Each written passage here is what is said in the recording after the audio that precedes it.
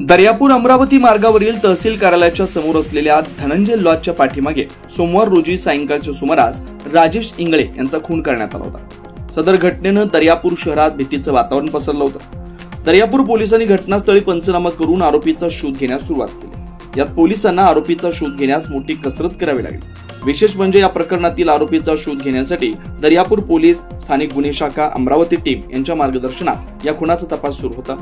पोलिसांनी या प्रकरणात विविध लोकांची चौकशी सुद्धा केली होती। मात्र पोलिसांना चौकशी दरम्यान ओम देशमुख वय 19 वर्ष राहणार तहसील कार्यालयासमोर दर्यापूर याच्यावर संशय आला व पोलिसांनी ओम देशमुख याची तब्बल 3 दिवस सखोल चौकशी केली व अखेर काल सायंकाळी 11 वाजताच्या सुमारास पोलिसांनी ओम देशमुखला अटक केली। या घटनेतील मुख्य आरोपी ओम देशमुख असल्याचा शिक्कामोर्तब पोलिसांनी केला। चौकशी दरम्यान आरोपींनी पोलिसांसोबत कबुली सुद्धा दिली। सदर घटना ही शाब्दिक वादातून घडल्याचं उघड झालं। आरोपी व मृतक यांच्यामध्ये आरोपीच्या घरासमोर घटनेच्या आधी शाब्दिक वाद झाला व त्यानंतर आरोपीनं मृतक राजेश इंगळे यांच्या डोक्यावर पाठीमागून लाकडी काठीने वार केला। त्यामुळे राजेश इंगळे यांचा घटनास्थळी मृत्यू झाला। दर्यापूर पोलिसांनी आरोपीला अटक केली। या घटनेतील पुढील तपास पोलीस करतात। अशाच वेगवान घडामोडी पाहण्यासाठी आमच्या चॅनलला लाईक व सबस्क्राईब करायला विसरू नका।